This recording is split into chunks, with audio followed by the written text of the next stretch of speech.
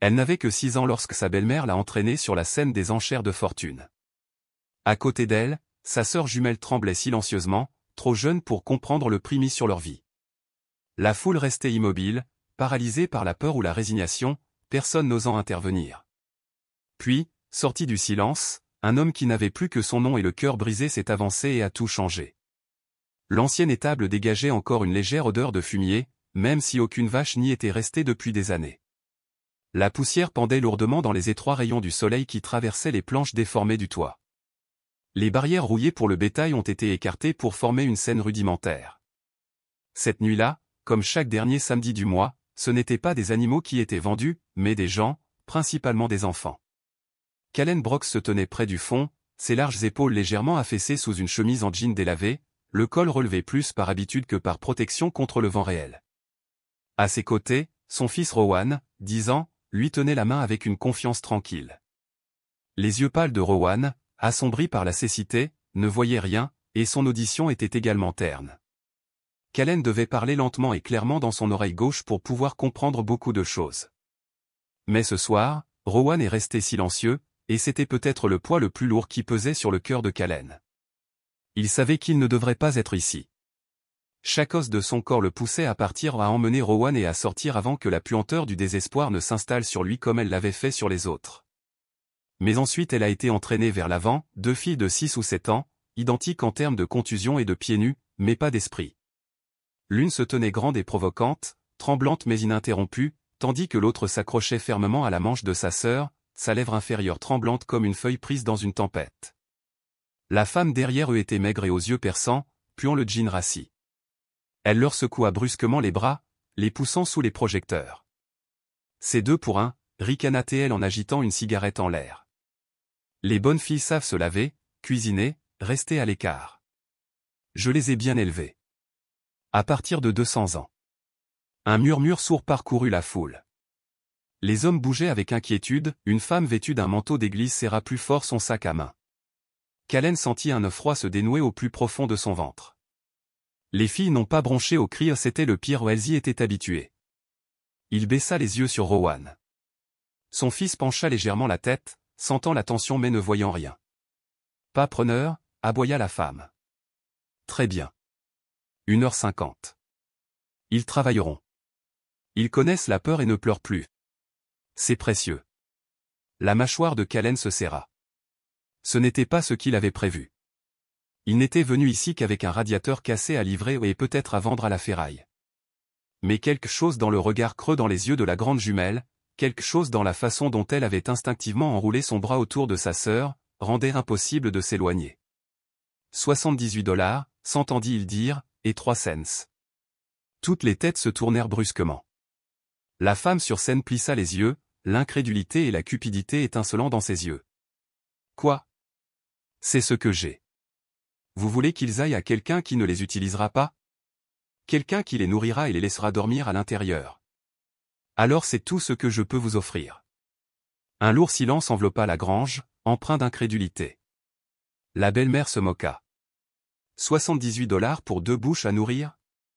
Je n'achète pas de bouches, a déclaré Calen, d'une voix basse mais inébranlable. Je donne une maison. Il s'avança et fouilla dans son portefeuille en cuir usé. Les pièces tintèrent plus fort qu'elles n'auraient dû. Puis, de l'ombre derrière la foule, une voix féminine douce et autoritaire retentit, « Je m'occupe du reste. » Tous les regards se tournèrent. En haut du vieil escalier se tenait une femme vêtue d'un long manteau, le visage partiellement caché sous un chapeau à large bord. Sa main gantée tendit une fine enveloppe à l'homme qui dirigeait les enchères. Personne ne l'a reconnu et personne n'a osé lui demander. Les yeux de la belle-mère brillaient d'avidité. Calen jeta un coup d'œil vers la femme, mais elle s'éloignait déjà, ses bottes claquant brusquement contre le parquet de la grange. Elle n'a pas regardé en arrière. Il tourna son attention vers les jumeaux. « Vous pouvez marcher ?» Celle qui tenait la main de sa sœur hocha la tête. Calen se pencha, parlant doucement. « Je m'appelle Calen. Voici Rowan. Vous êtes en sécurité maintenant. Vous comprenez ?» Les filles ne répondirent pas, mais la façon dont elles descendirent de la plateforme, les mains étroitement serrées comme des bouées de sauvetage, en disait assez. Ils rentrèrent chez eux dans la camionnette rouillée de Calen sous un ciel commençant à neiger. Il donna à Rowan le siège avant et enveloppa les jumeaux dans les deux seules vestes de rechange qu'ils possédaient, toutes deux sentant légèrement la sueur de bois et le diesel. Aucune des deux filles ne parla, mais la plus jeune finit par s'endormir contre l'épaule de sa sœur. Le plus âgé regardait par la fenêtre comme s'il était toujours coincé sur cette plateforme de vente aux enchères. « Comment vous appelez-vous » demanda doucement Callen. La fille aînée hésita. « Aurélia, murmura-t-elle. »« C'est Lyra. »« De jolis noms, » dit doucement Callen. « Vous avez faim, les filles ?» Ils n'ont pas répondu, mais leur silence en disait long. Lorsqu'ils arrivèrent à la cabane 2 pièces, un poêle qui octait les matins froids et une cheminée qui contenait rarement plus que des braises, Callen déverrouilla la porte, alluma le plafonnier et les laissa entrer dans leur nouveau monde. Le salon était petit et usé mais propre. Les livres de Rowan étaient soigneusement empilés sur la vieille table basse, étiquetés en braille et marqués avec des élastiques. Callen regarda les yeux d'Aurélia balayer chaque recoin, évaluant l'espace comme un soldat se préparant à se défendre. « Tu peux dormir ici ce soir » dit-il en désignant le canapé-lit. « Les couvertures sont propres. Je vais préparer quelque chose de chaud. » Aurélia ne bougea pas. Ses doigts effleurèrent le bord du canapé comme s'il allait disparaître. Callen s'accroupit à sa hauteur. « Tu ne me dois rien, dit-il doucement. Tu es juste à la maison maintenant. C'est tout. » Pour la première fois, quelque chose vacilla dans son expression, pas de confiance, mais peut-être un souvenir de ce que l'on ressentait dans une cuisine, en train de faire bouillir de l'eau pour une soupe. Callen regarda par la fenêtre. La neige tombait doucement en nappe. Il pensa à la femme aux enchères, à la façon dont elle parlait, à la façon dont elle avait disparu. Qui était-elle et pourquoi l'avait-elle choisie? Mais ces questions devront attendre. Cette nuit, 3 enfants dormaient sous son toit, et le bourdonnement silencieux de la respiration de Rowan depuis la pièce voisine était toute la réponse dont il avait besoin. Le matin arrivait lentement dans la cabane, s'insinuant par les fenêtres recouvertes de givre, comme s'il ne savait pas s'il était le bienvenu. Le vieux poêle à bois toussa 2 fois avant de céder aux flammes. Callen Brooks sortit du fauteuil inclinable où il s'était endormi sur le dos, douloureux, la couverture à moitié glissée sur le sol. Il écouta un moment un silence, mais pas creux. Le genre rempli de souffle endormi et de quelque chose de fragile, comme l'espoir. Il se leva doucement, passa devant le tapis usé et jeta un coup d'œil dans le salon. Aurélia et Lyra étaient allongées l'une contre l'autre sur le canapé-lit, couvertes de la tête aux pieds. Seule la petite main de la plus jeune sortait, agrippant toujours la chemise de sa sœur même dans son sommeil. Rowan était déjà réveillé, assis les jambes croisées sur le tapis tressé, une main posée sur son livre d'histoire parlant. Même si le livre ne faisait aucun bruit ou ses piles étaient mortes depuis longtemps, Rowan tourna quand même les pages, laissant ses doigts tracer les lignes en relief. « Bonjour, mon pote » murmura Callen en s'agenouillant à côté de lui. « Dors bien ?» Rowan se tourna légèrement, hochant lentement la tête. Callen posa doucement une main sur l'épaule de son fils. « Nous avons des invités maintenant, les filles. Vous vous souvenez ?» Le garçon hocha de nouveau la tête, cette fois un peu plus vite. « Ils feront partie de notre famille pendant un certain temps » a déclaré Callen. « Nous les aidons, ils nous aident. Ça te va ?» La main de Rowan trouva celle de Callen et la tint pendant un moment. C'était toute la réponse dont Callen avait besoin. Dans la cuisine, Callen préparait des flocons d'avoine avec un peu de lait en conserve et une cuillerée de sucre brun qu'il avait gardé pour des vacances qui n'arrivaient jamais. Il dressa la table avec 4 bols fêlés, des cuillères dépareillées et des tasses en fer blanc remplies d'eau tiède. Puis il fit une pause, regarda la chaise vide et ajouta un 5e réglage. Lorsque les filles se réveillèrent, Aurélia fut la première à bouger, écartant doucement les cheveux des yeux de sa sœur et aidant Lyra à s'asseoir. Elle la guida avec l'attention attentive d'une personne beaucoup plus âgée ou quelqu'un qui avait appris que le monde pouvait devenir violent à tout moment, mais qui avait choisi de protéger quelqu'un de plus petit et de plus vulnérable. Cole les salua d'un ton chaleureux et mesuré, en prenant soin de ne pas parler trop fort ou trop doucement. Il leur proposa des flocons d'avoine, posant tranquillement les bols. Lyra regarda le bol avec méfiance et hésita. « Nous n'avons pas besoin de nettoyer quelque chose pour ça, » murmura-t-elle, dubitative. Callen secoua la tête, la rassurant, « Non. » Aurélia plissa les yeux vers les cuillères disposées devant eux. « Ils correspondent, » dit Callen avec un léger sourire. À ce moment-là, Rowan s'assit, attendant déjà à table, ses doigts posés au-dessus de son bol comme s'il pouvait sentir la chaleur qui s'en dégageait. « Allez, » insista Ken en désignant la table. Tous les 5 s'installèrent pour manger ensemble. C'était la première fois que Callen utilisait toutes les places à table depuis le décès de sa femme 6 ans plus tôt. À l'époque, Rowan n'était qu'un bébé. Les chaises supplémentaires étaient devenues froides depuis longtemps, poussées dans les coins où elles prenaient la poussière et ne contenaient plus que du courrier. Maintenant, ces sièges étaient à nouveau remplis où les coudes se frôlaient accidentellement, les regards maladroits étaient échangés à travers les bols de flocons d'avoine. Bien que calme, l'atmosphère était vivante. Au milieu du petit déjeuner, Rowan tapota timidement la table 2 fois, puis 3 fois. Aurélia le remarqua en premier et murmura doucement, « Il compte ». Callen leva les yeux, surpris. « Tu as compris qu'il tapait comme nous le faisions avant ?» Dans le noir, répondit Aurélia. Un clic signifiait oui, 2 signifiait non et 3 signifiait que je ne sais pas. Callen cligna des yeux, sceptique. « Tu as inventé ça. » Elle hocha lentement la tête. C'était la seule façon de parler quand elle nous enfermait dans le placard. Un lourd silence s'établit entre eux, épais comme une neige soufflée. Callen posa sa cuillère. « Eh bien, peut-être que nous maintenons ce code. Cela pourrait être utile. » Rowan sourit faiblement, un sourire qui s'épanouit comme l'aube perçant la brume matinale. Après le petit déjeuner, les enfants participaient aux petites tâches ménagères. Aurélia essuya le comptoir tandis que Lyra balayait le sol sans qu'on le lui demande. Inspiré par ses nouveaux compagnons, Rowan a tapoté 2 fois pour demander s'il pouvait aider à apporter du bois de chauffage. Ils se déplaçaient ensemble comme des gens habitués à tout faire pour survivre, pas de chichi, pas de pieds traînants, juste des mouvements calmes et déterminés et des regards latéraux occasionnels, comme s'ils attendaient une punition qui n'est jamais venue. Callen regardait depuis la porte, le cœur se tordant d'un mélange de chagrin et d'espoir. Cet après-midi-là, il sortit une vieille boîte de couverture et en trouva une à motif de papillon. Il le posa doucement au bout du lit de fortune des filles. « Je n'avais pas vu ça depuis des années, murmura-t-il doucement. Le préféré de ma femme. » Aurélia regarda la couverture pendant un long moment avant de la plier soigneusement et de la draper sur les épaules de Lyra. Puis, sans hésitation, elle s'est glissée elle-même dessous. Cette nuit-là, Callen était assis près du feu tandis que Rowan s'appuyait contre lui, la tête repliée dans le bras de Callen. À proximité, les filles chuchotaient doucement dans leur langue jumelle secrète des demi-mots murmurés au rythme d'une respiration. Plus tard, longtemps après que le feu se soit atténué, Callen resta éveillé, regardant le plafond. 5 assiettes sur une table. 3 enfants sous un même toit. Et une femme anonyme en manteau qui avait disparu aussi vite qu'elle était venue. Il ne savait pas où cette nouvelle voie le mènerait. Il n'était pas sûr de pouvoir se permettre la semaine suivante, encore moins l'année suivante. Mais quelque chose dans son âme, quelque chose enfoui profondément sous le chagrin et la dureté lui paraissait juste. Pas parfait, pas facile, mais bon. Et dans un monde comme celui-ci, le bien était proche du miracle. Les jours qui suivirent se posèrent comme une neige fraîche, douce, incertaine, belle mais précaire. Rien dans la cabine Brox n'avançait trop vite, mais tout changeait. Callen le remarqua d'abord dans le calme, ce n'était plus le silence né d'un traumatisme qui s'accrochait aux filles comme des engelures.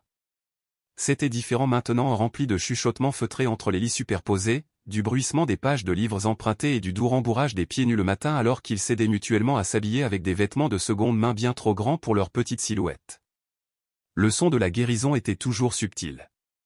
Rowan avait commencé à s'asseoir plus près des filles pendant les repas, la tête légèrement inclinée, comme s'il écoutait les vibrations. Callen a regardé avec admiration le soir où son fils a tendu la main par-dessus la table et a doucement tapoté le bol d'Aurélia à 3 reprises. « Je ne sais pas, » dit Aurélia en souriant. « C'est ce que ça veut dire, n'est-ce pas ?» demanda doucement Rowan. Aurélia hocha la tête et Rowan frappa doucement. « Oui. » Lyra gloussa, un son si rare et si pur que Callen faillit laisser tomber sa fourchette. Le 4e matin, la lumière du soleil glissait à travers les pins en brun doré, faisant fondre la neige qui avait recouvert la cabane pendant la nuit. Callen monta sur le porche pour couper du bois de chauffage et trouva Aurélia déjà là, assise les jambes croisées sur la marche supérieure, son souffle visible dans l'air froid. « Tu te lèves toujours aussitôt ?» demanda-t-il en saisissant sa hache. Elle haussa les épaules. « Je n'arrivais pas à dormir. » Il fit une pause, lisant la réponse tacite. « De mauvais rêves. » Aurélia ne répondit pas, se contentant de regarder les arbres. Au bout d'un moment, elle se tourna vers lui. « Pourquoi nous as-tu acheté ?» Callen abaissa sa hache avec précaution. Je ne t'ai pas acheté, dit-il lentement. J'ai offert tout ce que j'avais pour t'éloigner d'elle. Ses yeux se levèrent pour rencontrer les siens. Pourquoi? Vous ne nous connaissiez pas. Callen soupira, appuyant la hache contre la balustrade. Rowan avait à peu près ton âge quand sa mère est décédée. Je sais à quoi ça ressemble quand les yeux d'un enfant arrêtent d'espérer. Elle chercha sur son visage une fissure dans sa voix, un mensonge dans ses yeux, mais n'en trouva aucun. Plus tard dans la journée, Lyra trébucha sur le tapis près du poêle et s'égratigna le genou. Ce n'était pas grave, mais la blessure saignait et elle gémit plus fort qu'on ne l'aurait cru de la part d'une fille habituellement si coriace. Callen s'agenouilla près d'elle, inspectant délicatement la blessure. « D'accord, soldat, dit-il doucement. On va te nettoyer. » Avant qu'il ait pu se lever, Aurélia apparut à ses côtés avec un chiffon humide et une vieille trousse de premier secours trouvée dans la salle de bain. « Attends, dit-elle. Je l'ai. » Elle pressa doucement le tissu contre le genou de Lyra, tamponnant le sang avec des mouvements lents et précis bien au-delà de son âge. Elle souffla doucement sur la piqûre avant d'appliquer une pommade et un pansement. Elle s'en sort mieux avec ses blessures que quiconque que je connais. Lyra renifla doucement. Callen haussa un sourcil. Comment as-tu appris tout ça? Aurélia ne leva pas les yeux. Je surveillais les infirmières chaque fois qu'elles nous frappaient assez fort pour aller aux urgences. Sa voix était plate et neutre, mais ses mains ne tremblaient pas une seule fois. Cette nuit-là, après que les enfants se soient endormis, Callen se tenait à la fenêtre et observait à nouveau les chutes de neige. Ses pensées se tournèrent vers la femme présente à la vente aux enchères, l'élégante inconnue qui avait disparu sans nom. Il ne savait toujours pas qui elle était, mais ce matin-là, quelqu'un avait laissé dans sa boîte aux lettres une enveloppe scellée contenant $100 en espèces et une note écrite en cursive soignée, continuez. Vous faites mieux que vous ne le pensez. Il regarda la note pendant un long moment. Qui était-elle? Pourquoi lui? Une semaine plus tard, Callen s'est rendu à la périphérie de la ville avec Rowan et les jumeaux pour leur première sortie ensemble, un après-midi à la bibliothèque du comté. Il ne savait pas comment il serait reçu, surtout avec 3 enfants si visiblement différents les uns des autres, mais il espérait que la familiarité adoucirait les soupçons. La bibliothécaire, une gentille veuve nommée Miss Louise, les accueillit avec des yeux chaleureux. « Tu es l'homme qui a sauvé ses filles » murmura-t-elle en parcourant leur carte de bibliothèque. « Que Dieu bénisse ton cœur. » Callen ne l'a pas corrigé. Dans la section pour enfants, Lyra découvrit l'étagère des livres audio et se précipita pour la montrer à Rowan, rebondissant sur la pointe des pieds avec enthousiasme. Aurélia, quant à elle, déambulait tranquillement dans les allées de non-fiction jusqu'à s'arrêter devant la section d'anatomie humaine. Elle passa ses doigts sur le dos d'un livre. « Je veux savoir comment tout cela fonctionne, » murmura-t-elle. Callen s'agenouilla à côté d'elle. « Ton corps? » Non, dit-elle fermement. « Comment soigner les gens? » Il sourit. « Eh bien, c'est un bon point de départ. » Ils quittèrent la bibliothèque avec 5 livres, 3 enfants souriants et quelque chose d'autre auquel Callen ne s'était pas attendu, une étrange sensation de mouvement vers l'avant, comme les engrenages d'une horloge cassée qui reprennent lentement vie. Cette nuit-là, alors que Callen bordait Rowan dans son lit, le garçon tapota doucement contre le matelas. Une pause. Une pause. Oui. Oui. Oui. Callen fronça les sourcils. Qu'est-ce que tu dis? Oui. Ah Bud. Rowan se tourna vers lui, ses yeux pâles écarquillés avec quelque chose comme de la clarté. Elle aide, murmura-t-il d'une voix à peine audible. Elle me fait entendre. Callen se figea, submergé par une émotion qu'il ne pouvait nommer. Rowan n'avait jamais parlé aussi clairement auparavant. Il n'avait même jamais utilisé de nom. Comment? Demanda doucement Callen. Elle touche ma main, dit Rowan en tapotant légèrement sa paume. Et je sais ce qui est réel. Cette nuit-là, Callen s'assit de nouveau près du feu, les genoux douloureux, le cœur plein. Il a regardé autour de la cabane, les dessins collés sur le réfrigérateur, les chaussures boueuses près de la porte et la respiration tranquille de 3 enfants endormis. Il n'avait rien en banque, aucun plan clair. Mais il avait un garçon qui parlait, une fille qui voulait guérir et une autre qui les faisait tous encore rire. Quelque part là-bas, un étranger regardait, guidait, aidait. Il ne savait pas ce que demain lui réserverait. Mais ce soir, pour la première fois depuis des années, il ne l'avait pas redouté. Et voilà, pensa Ken en tirant la couverture sur ses genoux, à quoi ressemblait l'espoir. La première véritable tempête de décembre est arrivée comme un visiteur indésirable, non pas en frappant poliment, mais en déferlant sur les collines avec un souffle glacé et des rafales hurlantes qui ont courbé les pins sur le côté. Ken avait connu de nombreux hivers dans les montagnes du Nevada, mais celui-ci était précoce et rigoureux. Avant le lever du soleil, il était sur le toit, clouant une feuille de fer blanc qui battait comme une aile brisée au vent. Il aurait dû le remplacer au printemps dernier, mais il n'aurait pas dû payer l'épicerie ou les chaussures. Un clou à la fois, c'est ainsi qu'il maintenait tout ensemble, ce toit, cette vie. À l'intérieur, la cabine était sombre. L'électricité avait déjà été coupée 2 fois et le chauffage n'était pas fiable les meilleurs jours. Pourtant, les enfants s'affairaient avec une routine tranquille que personne n'avait besoin de leur enseigner. Aurélia a ramassé du bois de chauffage dans la pile. Lyra plia les vêtements que Ken avait laissés sécher près du poêle. Rowan était assis les jambes croisées près de la fenêtre, écoutant le vent siffler à travers les fissures comme une vieille chanson. Ils ne se sont pas plaints, pas une seule fois. Vers midi, la tempête frappe réellement. La cabine gémit et le courant fut complètement coupé. Callen entra en boitant, trempé et saignant légèrement à cause d'un ongle qu'il n'avait pas vu. Il ne réalisa pas l'étendue de la blessure jusqu'à ce qu'Aurélia halète. « Tu es blessé ?» ?»« Ce n'est rien, » marmonna-t-il en époussetant la neige de ses épaules. Le toit tenait bon, mais Aurélia était déjà près de l'évier, mouillant un chiffon et tirant la trousse de premier secours avec le même calme méthodique dont elle avait fait preuve en soignant le genou écorché de Lyra. « Asseyez-vous, » ordonna-t-elle. Callen obéit, plus surprise par l'autorité de sa voix que par la blessure elle-même. Elle nettoya la coupure, souffla doucement sur l'éraflure et la serra plus fort qu'il ne l'aurait probablement fait lui-même. Puis elle le regarda non pas comme un enfant ou comme un adulte, mais comme quelqu'un qui comprenait intimement la douleur. « Vous ne pouvez pas tout faire vous-même. » Il expira longuement et bas. « Quelqu'un doit le faire. » Aurélia pencha la tête. « Pas si quelqu'un m'aide. » En milieu d'après-midi, la cabine était froide, la tempête faisait toujours rage et Ken pouvait sentir la tension monter dans le plancher. Les murs minces ne pouvaient retenir qu'un silence limité avant de se transformer en peur. Il alluma donc toutes les bougies qu'il put trouver, y compris celles parfumées à la cannelle que sa défunte épouse avait achetées des années auparavant mais qu'il n'avait jamais osé utiliser. Il remplit une casserole d'eau, y ajouta des pommes de terre, des lentilles et le reste des carottes, et remua lentement sur le feu.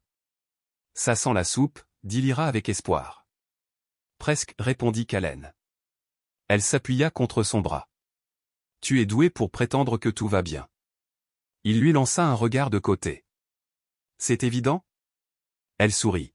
« Seulement aux gens qui l'ont fait aussi. » Ils mangèrent la soupe par terre près du foyer aux des bols tenus par des mains fatiguées, des cuillères claquant doucement. Il y avait quelque chose de sacré à ce moment-là, 5 personnes se serraient les unes contre les autres, de la vapeur s'élevant dans la lueur vacillante des bougies, le monde extérieur complètement fermé.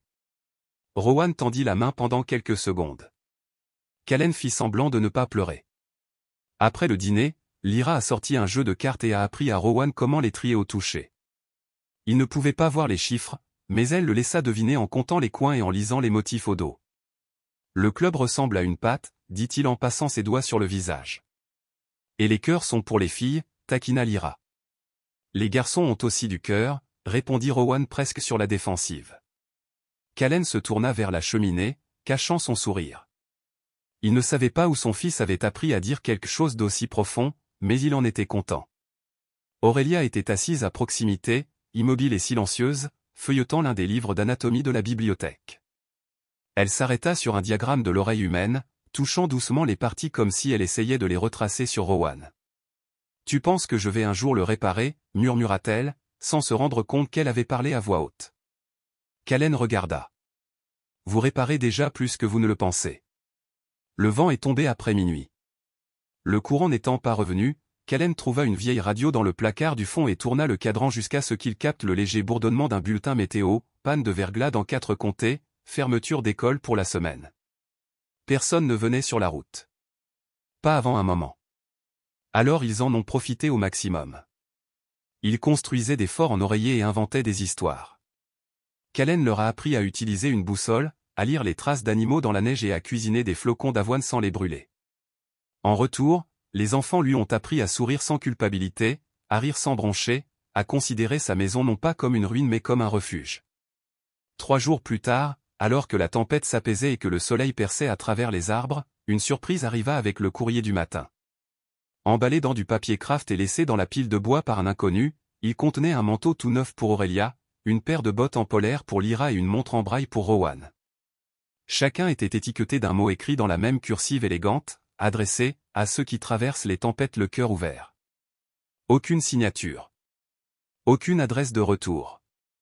Callen tint le message pendant un long moment, ses doigts effleurant le papier comme s'il pouvait disparaître s'il cligna des yeux. Puis il sourit légèrement et le rangea dans le tiroir où il gardait les autres miracles.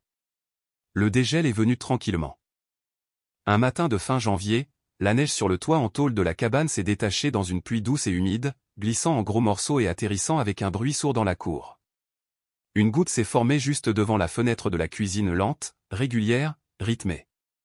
Callen le regardait pendant qu'il sirotait son café, une flanelle usée serrée sur ses épaules. L'odeur de la fumée de bois s'accrochait à tous ces jours-ci, mais cela ne le dérangeait pas. Cela signifiait qu'ils étaient chauds. Cela signifiait qu'ils avaient survécu à une autre tempête. Derrière lui, les jumeaux étaient assis en tailleur sur le sol avec Rowan, qui traçait des lettres avec ses doigts sur une vieille boîte de céréales qu'Aurélia avait aplatie et sur laquelle elle avait écrit au feutre noir épais. « D » dit Aurélia, comme docteur. Rowan hocha la tête, passant ses doigts sur la courbe. Lyra intervint, ou des comme danger, ou beignet, ou papa. Elle lança à Callen un sourire effronté. Beaucoup de choses, rigola Callen. C'est un large spectre. La vie est un large spectre, dit sérieusement Lyra, comme si elle citait les Écritures. Callen haussa un sourcil. Tu n'as pas tort. Plus tard dans la journée, Callen s'est rendu en ville pour réparer un tuyau qui fuyait dans la librairie de Miss Louise, emmenant Aurélia pour lui tenir compagnie. Parce qu'elle avait pris l'habitude de poser des questions sur tout aux valves, clés, manomètres où elle n'était pas seulement curieuse. Elle observait comme si quelqu'un rassemblait des connaissances pour une raison, comme si elle en avait besoin. Pourquoi le tuyau siffle-t-il avant d'éclater? Elle a demandé. Parce que l'air est forcé à passer avant l'eau, a expliqué Ken. Il vous prévient. Si tu écoutes attentivement. Aurélia réfléchit longuement à cela. Alors les gens sifflent aussi. Il lui jeta un regard de côté. Que veux-tu dire? Quand ils sont sur le point de se briser, ils sifflent d'abord. Ils disent des choses acerbes, puis ils pleurent. Callen ne savait pas comment répondre à cela. Elle avait 6 ou peut-être 7 ans maintenant. Il n'en était pas sûr. De toute façon, elle en a trop vu. Après le travail, Miss Louise leur a offert du cacao et une assiette de biscuits à l'avoine. Alors qu'ils étaient assis dans le coin confortable de la boutique, un cri aigu est venu de l'extérieur, le son aigu et paniqué d'un animal en difficulté. Aurélia était debout avant tout le monde. Ils ont couru dehors pour trouver un chiot golden retriever emmêlé dans le grillage du voisin, une coupure qui saignait sur la patte avant. Le voisin se tenait à proximité, l'air paniqué et incertain. « Je vais appeler le contrôle des animaux », marmonna-t-il. Aurélia s'accroupit près du chien et murmura calmement, « Pas besoin. »« Je peux aider », dit-elle avec une assurance bien au-delà de son âge. Callen s'approcha. « Vous êtes sûr ?» Elle hocha la tête sans le regarder. « Il a peur, mais il n'est pas dangereux. » Elle a arraché une bande de l'ourlet de sa chemise, l'a pressée doucement contre la plaie, puis a utilisé une brindille à proximité et davantage de tissu pour créer une attelle de fortune. Pendant tout ce temps, elle fredonnait doucement à un air que sa vraie mère fredonnait quand ils étaient bébés. Ce n'était pas une berceuse. C'était plus calme que ça.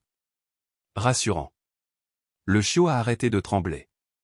Miss Louise, debout derrière Ken, murmura, « Cet enfant a des mains de guérisseur. » Callen ne répondit pas, mais il sentit quelque chose s'installer dans sa poitrine, quelque chose comme de la fierté mais plus profondément, une révérence. Ce soir-là, alors qu'ils étaient assis près du feu, Aurélia dessina tranquillement dans l'un des vieux cahiers de Rowan. Lorsqu'elle l'a levé, il s'agissait d'un croquis approximatif mais détaillé des os des pattes, des muscles et de l'emplacement de la plaie du chien, tous étiquetés du mieux qu'elle pouvait gérer avec son orthographe limitée. Callen le regarda. « Vous vous souvenez de tout cela dans les livres de la bibliothèque ?» Elle hocha la tête. « Je veux soigner les gens, dit-elle clairement. » Rowan se blottit à côté d'elle, attrapa son dessin et tapota doucement la page. « Un robinet. »« Oui, tu nous soignes déjà, murmura Callen. » Le lendemain matin, un colis est arrivé au pas de camion de livraison, pas de coup à la porte, juste une boîte en carton enveloppée dans du papier brun posée sur le porche comme si elle y avait poussé. À l'intérieur se trouvait un stéthoscope pour enfants tout neuf, une blouse blanche vierge assez petite pour un enfant et un livre intitulé Illuminant, le guide du débutant sur la curiosité médicale. Une note était cachée à l'intérieur dans ce même script élégant. Un cadeau pour la fille qui sait déjà ce que beaucoup d'adultes oublient, que la guérison commence par des soins et non par des références. Callen resta longtemps sur le porche, le mot à la main, tandis que les montagnes étaient silencieuses autour de lui. La neige fondait goutte à goutte des avant-toits. Quelque part, quelqu'un les observait non pas derrière des caméras ou des ombres, mais avec un cœur qui reconnaissait quelque chose qui méritait d'être nourri. Il leva les yeux vers le ciel et sourit doucement. « Merci », murmura-t-il. Quand Aurélia a ouvert la boîte et en a sorti le manteau, elle n'a pas crié ni dansé. Elle n'a pas pleuré. Elle l'a simplement enfilé, l'a boutonné avec de petits doigts et s'est regardée comme si elle savait depuis le début que cela viendrait. Elle était plus grande. « Est-ce que j'ai l'air d'un médecin ?» Rowan leva une main et leva le pouce fermement. « On dirait que tu es né pour ça », a déclaré Callen. Elle hocha solennellement la tête. « Bien. Alors je ferais mieux de continuer. » Cette nuit-là, Lyra s'appuya contre Ken sur le vieux canapé tandis que Rowan traçait des lettres sur son bras. « Pensez-vous qu'Aurélia sera vraiment médecin un jour ?» elle a demandé. « Je pense qu'elle l'est déjà », a déclaré Callen. Lyra sourit. « Moi aussi, je veux être quelque chose. Quelque chose de grand. » « Vous l'êtes déjà. » Elle secoua la tête. « Non, je veux dire quelque chose de fort. Quelque chose qui répond. Quelque chose qui attire l'attention du monde. » Callen pensait à sa voix le matin, à la façon dont elle traduisait les coups de Rowan, à la façon dont elle se comportait comme un petit feu d'artifice dans un bocal en verre. Il hocha la tête. « Tu le trouveras. » Et au fond de lui, il savait déjà, l'une guérirait par ses mains, l'autre par ses paroles. Tous deux étaient des miracles en action. En février, la neige avait pratiquement disparu, laissant derrière elle un monde à moitié enseveli sous la boue et les aiguilles de pin. En ville, les trottoirs étaient mouillés et criblés de vieilles taches de sel. Le petit bâtiment carré de l'école s'affaissait légèrement au niveau du toit, donnant l'impression qu'il avait accueilli plus d'hivers que d'étudiants. C'était le premier jour de Lyra là-bas. Aurélia avait commencé à suivre les cours 2 semaines plus tôt et était déjà devenue l'enfant calme et curieuse que tous les professeurs adoraient. Mais Lyra était différente. Callen lui avait demandé 5 fois ce matin-là si elle était nerveuse. Elle répondait à chaque fois de la même manière, avec un sourire et un haussement d'épaule. « Je ne suis pas nerveuse », dit-elle en ajustant le serre-tête bleu qui maintenait ses boucles loin de son visage. « Regardez. » »« Ouais, pour voir qui a besoin que quelqu'un dise ce qu'il ne peut pas. » Callen eut un petit rire et secoua la tête. « Tu as 6 ans, presque 7 ans, lui rappela-t-il. Il lui a ouvert la portière du camion comme si elle montait sur scène. À bien des égards, elle l'était. À midi, Lyra avait déjà laissé sa marque et pas comme Callen le craignait. Pendant le déjeuner, un garçon maigre et nerveux a laissé tomber son plateau près d'un groupe d'étudiants plus âgés. Ils rirent tandis qu'ils se précipitaient pour le ramasser, le visage rouge et marmonnant. « Tu es vraiment un cinglé », ricana un garçon. « Je parie que ta mère te nourrit toujours avec une cuillère pour bébé. » La cafétéria est tombée dans ce silence inconfortable où tout le monde entend parler de cruauté mais personne ne sait quoi faire. Personne, sauf Lyra. Elle se leva bruyamment. « Ce n'est pas drôle », dit-elle d'une voix claire et résonnant sur le carrelage. Les enfants plus âgés se tournèrent. Le garçon qui avait laissé tomber son plateau se figea. Lyra fit un pas en avant. « Qu'est-ce qui est drôle à propos de quelqu'un qui soit nerveux, effrayé ou qui ait besoin d'aide ?» Le meneur s'est moqué. « Occupe-toi de tes affaires, orphelin. » Lyra ne broncha pas mon affaire, ce sont des gens comme lui. Puis, assez fort pour que toute la salle à manger puisse entendre, je me cachais sous un lit parce que la sœur de ma mère disait que j'étais trop bruyant pour vivre dans la maison. Mais quelqu'un m'a aidé. Quelqu'un qui n'était pas obligé. Alors je sais ce que ça fait quand personne ne parle. Silence. Un vrai silence. Puis quelqu'un a applaudi. 1, 2, puis plus. Le garçon qui avait laissé tomber son plateau cligna des yeux comme si elle avait invoqué le feu. Lyra se rassit et recommença à manger son sandwich au beurre de cacahuète. Plus tard dans l'après-midi, Callen a reçu un appel du bureau du directeur. Il se préparait à de mauvaises nouvelles. Au lieu de cela, Madame 8, la directrice, semblait plus stupéfaite qu'inquiète. « Monsieur Brox, je voulais juste vous dire merci. Pourquoi? Pour avoir élevé un leader des droits civiques de 6 ans. Ce soir-là, Lyra raconta toute l'histoire pendant le dîner avec l'air désinvolte de quelqu'un décrivant une partie de chat. Aurélia cligna des yeux. Vous avez tenu tête à un élève de 5e année. C'était un imbécile, dit Lyra en mettant de la purée de pommes de terre dans sa bouche. Rowan sourit et tapota une fois la table. Oui. Callen s'appuya en arrière sur sa chaise, les yeux fixés sur sa plus jeune fille non pas par le sang, mais par le lien. Elle grandissait dans son feu. Et ce feu commençait à s'allumer chez les gens autour d'elle. La semaine suivante, une enveloppe est arrivée. Aucune adresse de retour. Pas d'écriture manuscrite cette fois. Seule une petite carte en relief glissée à l'intérieur. Le monde a besoin de plus de voix comme la sienne. Considérez cela comme un début. À l'intérieur se trouvait un formulaire de demande de bourse pour un camp d'orthophonie junior à Dubaï, un programme d'été organisé dans une université privée à 3 heures de là. Dépenses couvertes. Callen a failli laisser tomber le formulaire. Quelqu'un nous surveille encore, murmura-t-il. Lyra ne broncha pas, bien. Je veux qu'il voie. À l'approche du printemps, les enfants s'épanouissaient chacun à leur manière. Aurélia, revêtue de son manteau blanc comme une seconde peau, passait ses après-midi à dessiner des schémas du cœur humain et à lire à voix haute à Rowan des ouvrages sur le squelette, tournant lentement les pages pour qu'il puisse les toucher et les mémoriser. Lyra écrivait des essais même lorsque personne ne les demandait.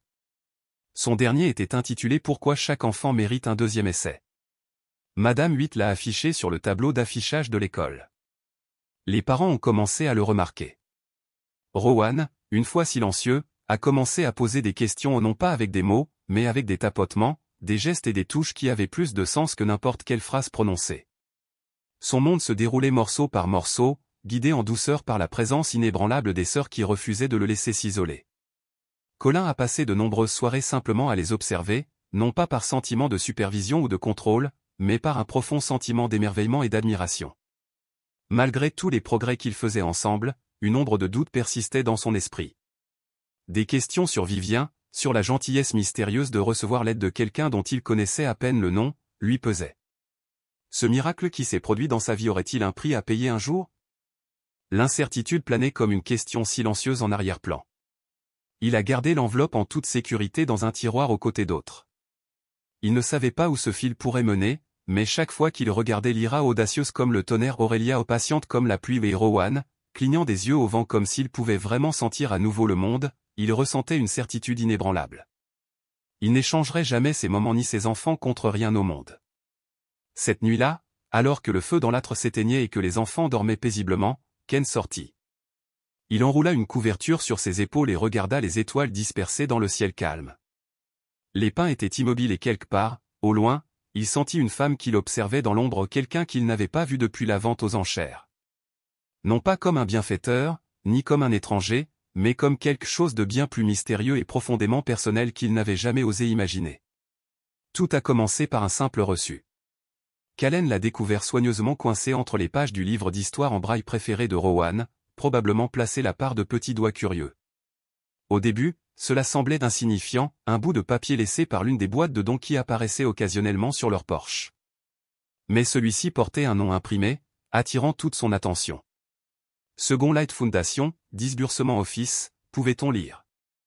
En dessous, en cursive délicate et raffinée, était écrit « V. Hartley ». Callen se figea. Hartley. Le nom lui rappelait un souvenir, il l'avait déjà vu une fois, en marge d'un article de presse sur une femme milliardaire qui avait disparu de la vue du public il y a des années. Une entrepreneur technologique devenue philanthrope, elle-même orpheline. Le terme « Second Light » a été murmuré une fois lors d'une réunion du conseil municipal, faisant référence à un fonds discret qui remboursait les dettes en souffrance des enfants de 3 comtés. Il regarda le reçu bien après qu'il ait perdu tout sens. Ses mains sont devenues froides. Il n'avait pas cherché de réponse, mais le moment était peut-être venu. Le lendemain matin, Callen chargea son camion, laissant les enfants sous la garde de Miss Louise, qui était devenue comme une tante honoraire depuis cette première rencontre entre Coco et Cookies.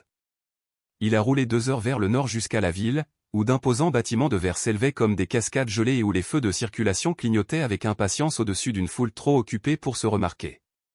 Il trouva le modeste bureau indiqué sur le reçu à un pâté de maisons calmes du centre-ville, sans aucune pancarte sur la porte, seulement un numéro en laiton et une sonnerie. Lorsqu'il appuya dessus, une voix répondit, « Deuxième lumière. Je cherche Vivien Hartley. » Une pause. « Avez-vous un rendez-vous ? » Je ne sais pas, mais je crois. Je crois qu'elle m'a peut-être sauvé la vie. J'aimerais juste 5 minutes. Une autre pause plus longue. Entrez. À l'intérieur, le hall était propre et silencieux. Une douce musique de piano flottait depuis un endroit invisible, s'installant doucement dans le silence. Une femme en costume anthracite le salua. « Monsieur Brox ?» Il hocha la tête. Elle ouvrit une porte en verre dépoli et lui fit signe de passer. Mademoiselle Hartley ne rencontre pas beaucoup de monde, mais elle a demandé à être avertie si quelqu'un venait la chercher directement. La gorge de Ken se serra. Pourquoi ? Il faudra lui demander. Vivien Hartley était assise derrière un bureau en chêne pâle, entouré de fenêtres donnant sur la périphérie tranquille de la ville. Elle était plus âgée que sur la photo dont il se souvenait, la quarantaine, peut-être la cinquantaine, mais son visage conservait la même netteté et la même immobilité. Pas de maquillage, pas de bijoux, juste un simple pull et un pantalon. Ses cheveux étaient soigneusement tirés en arrière. Devant elle était assise une tasse de thé intacte. Lorsque Callen entra, elle se leva lentement. « Monsieur Brox, hésita-t-il, vous me connaissez. Je vous connais depuis la vente aux enchères. » Sa mâchoire se serra. « Vous avez payé pour ces filles. » « J'ai aidé, dit-elle doucement. « C'est toi qui ne pouvais pas t'en aller. » Callen s'approcha. « Pourquoi ?» Vivien inspira lentement. « Parce qu'une fois, quelqu'un s'est éloigné de moi. J'avais 7 ans. Le système de placement familial. Je pensais que quelqu'un viendrait. Ils ne sont pas venus. Alors quand je t'ai vu, ce que tu as fait, c'était comme voir une blessure dont je ne savais pas qu'elle pouvait guérir commencer à se refermer. » Il ne dit rien, absorbant simplement chaque mot comme une page qu'il n'était pas encore prêt à tourner. Vivien désigna le siège en face d'elle. « S'il vous plaît, asseyez-vous. » Ils ont parlé pendant près d'1 heure. Vivien a expliqué qu'elle avait créé Second Light pour aider discrètement, sans publicité ni éloge. Elle recherchait ceux qui n'avaient jamais demandé d'aide mais qui avaient quand même choisi la compassion. Callen faisait partie de ces personnes. « Je ne voulais pas interférer, dit-elle. Je voulais juste garder la lumière allumée pour que tu puisses continuer à marcher. » La voix de Callen se brisa. « Vous nous avez sauvés plus d'1 fois. » Non, répondit-elle doucement. « Vous les avez sauvés. J'ai juste aidé à porter la lanterne. » Avant de partir, Ken se tenait dans l'embrasure de la porte, la main posée sur le cadre. « Je pensais que les miracles étaient plus grands, » a-t-il déclaré. « Plus fort. » Vivien sourit faiblement. « Les vrais sont silencieux. Ils vous laissent croire que vous avez tout fait vous-même. » Puis, presque après coup, elle a ajouté, « Votre fille, Lyra. Elle me rappelle qui j'aurais pu devenir si quelqu'un m'avait sauvé plus tôt. » Il cligna des yeux. « Tu te souviens de son nom ? » « Je me souviens de tout. » Ce soir-là, de retour au chalet, l'air était différent. Il n'a pas tout dit aux enfants, mais simplement qu'il avait rencontré quelqu'un de gentil, quelqu'un qui les aidait tranquillement et croyait en qui ils étaient en train de devenir. Lyra le pressa. « Était-elle jolie ? » Callen rit. « Je suppose que cela dépend de ce que tu veux dire. » L'invitation était livrée dans une épaisse enveloppe ivoire, scellée avec une feuille d'or et adressée avec une écriture ornée, à la famille Brox. Callen l'a presque jetée, pensant qu'il s'agissait d'un autre dépliant caritatif ou d'un courrier en nombre pour une collecte de fonds médical. Mais à l'intérieur se trouvait une lettre officielle du Conseil régional des enfants annonçant que Lyra Brox avait été choisie pour recevoir son prix annuel Voice of Courage. Il l'invitait, elle, sa famille et ses tuteurs, à une petite cérémonie à la mairie. « Est-ce une erreur ? » demanda Callen à voix haute, en relisant la lettre. Lyra jeta un coup d'œil par-dessus son épaule. « Non. Je suis génial. » Callen la regarda. « Quoi ? » Elle haussa les épaules. « Tu penses que j'ai raconté cette histoire de cantine gratuitement ? Le printemps était enfin arrivé dans les montagnes, le vrai printemps, celui avec les fleurs sauvages qui s'enroulent sur le sol humide et les abeilles qui se bousculent contre les vitres éclairées par le soleil. Aurélia a trouvé un vieux kit de couture et a réparé l'ourlet effiloché de sa robe préférée, déterminée à ne pas laisser de ficelage gâcher l'occasion. Rowan a essayé 3 chemises avant qu'Aurélia ne l'aide à en choisir une avec de minuscules boutons blancs et un col qu'il appelait « le genre qui démanche ». Colin, de son côté, sortit la seule veste qu'il possédait qui n'était pas en flanelle et pria pour qu'elle lui aille encore. Il ne l'avait pas portée depuis le baptême de Rowan. Elle était maintenant serrée aux épaules, mais ça ferait l'affaire. Lorsque Vivian Hartley a entendu parler de la cérémonie, elle a proposé d'envoyer un tailleur, mais Callen a refusé. Nous avons tout ce dont nous avons besoin. La salle du comté était grandiose dans ce style américain classique, des piliers blancs, de larges marches et une légère odeur de cire de citron et de vieux papier persistant dans les murs. L'auditorium pouvait accueillir une centaine de personnes, peut-être plus, et ce soir-là, toutes les places étaient occupées. 5 d'entre eux étaient assis ensemble au premier rang en 5 sièges, une famille. Lyra était assise au milieu, tripotant la lanière de ses sandales et murmurant des blagues à Rowan, le faisant rire de rire. Aurélia était assise grande et silencieuse, sa blouse blanche soigneusement pliée sur ses genoux même si elle ne la portait pas. Callen posa ses mains sur ses genoux, les nerfs lui picotant derrière le col. Il était fier, profondément, mais inquiet sous les projecteurs. Il n'avait jamais aimé la reconnaissance, il était plus à l'aise de se cacher sous un tuyau cassé que de se tenir sous des lumières vives. Puis ils appelèrent Lyra. Elle s'est dirigée vers le podium avec la confiance d'une personne 3 fois plus âgée. Sa robe se balançait doucement à chaque pas. Ses cheveux bouclés étaient attachés avec un ruban bleu le même que celui de son premier jour d'école. La foule a applaudi chaleureusement, les applaudissements étaient sincères et directs.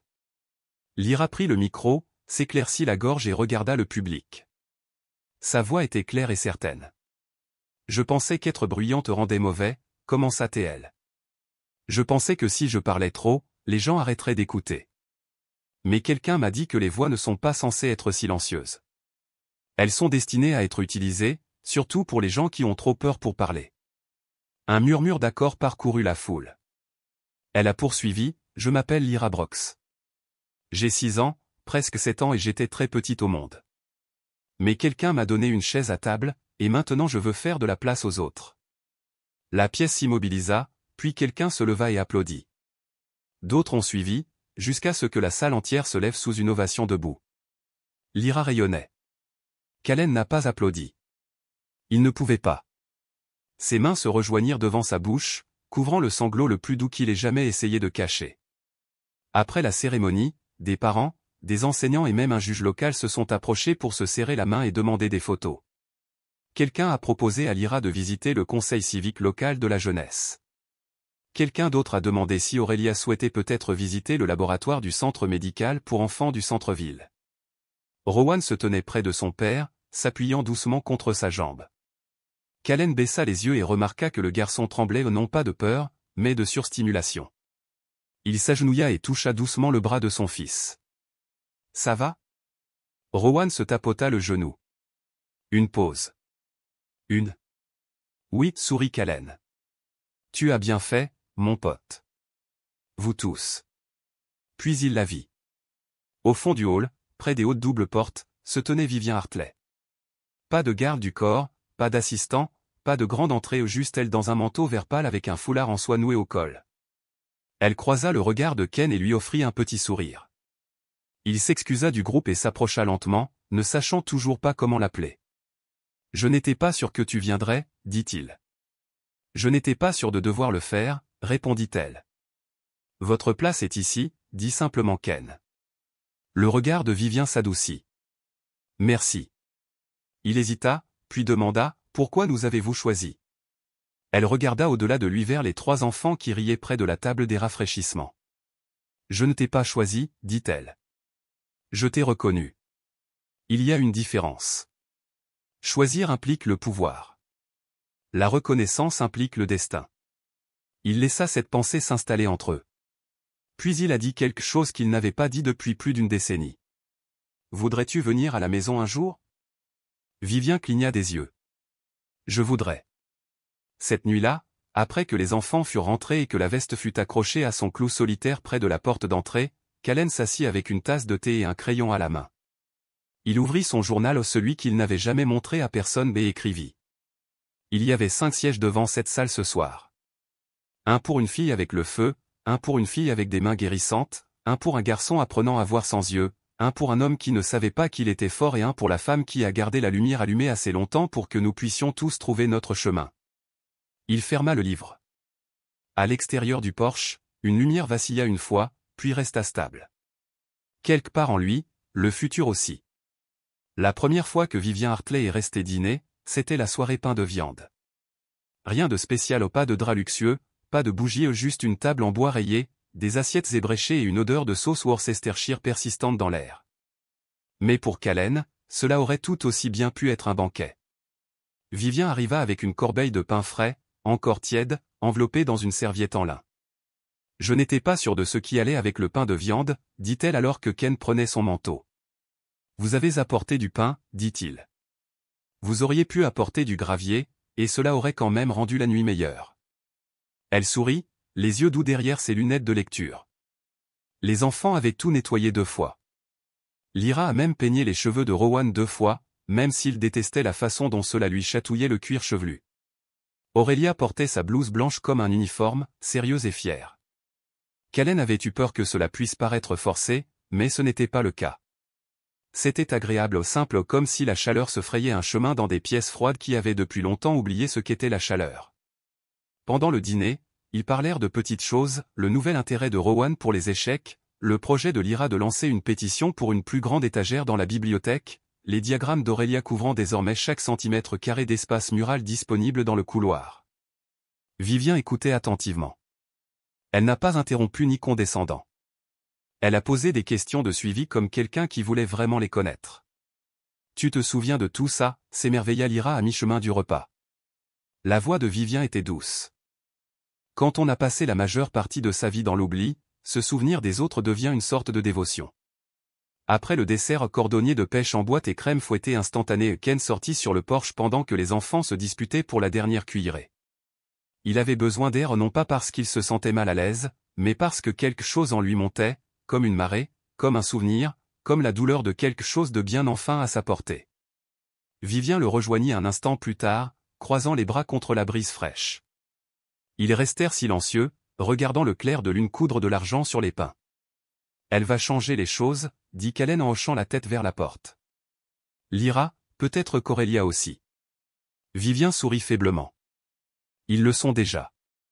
Il la regarda. C'est grâce à vous que cela est possible. Non, dit-elle fermement. Vous l'avez fait. Callen s'appuya contre la balustrade. Je ne me sens pas toujours comme l'homme qu'il pense que je suis. Ils ne pensent à rien, a-t-elle répondu. Ils le savent. Ils le vivent. Il y avait quelque chose dans la façon dont elle le disait sans aucune excuse, sans politesse qui le faisait se sentir plus vu qu'il ne l'avait été depuis des années. Pourquoi nous ? Demanda-t-il à nouveau, bien qu'ils en aient déjà discuté. Vivien se tourna vers lui. Parce que ton cœur a dit oui quand tout le monde a dit non. La lumière du porche vacilla comme elle le faisait parfois, puis se stabilisa. Callen rit. Cette chose est maintenue grâce à la bande et à la prière. Vivien leva les yeux. Parfois, ça suffit. Puis, aussi naturellement que le vent, elle demanda,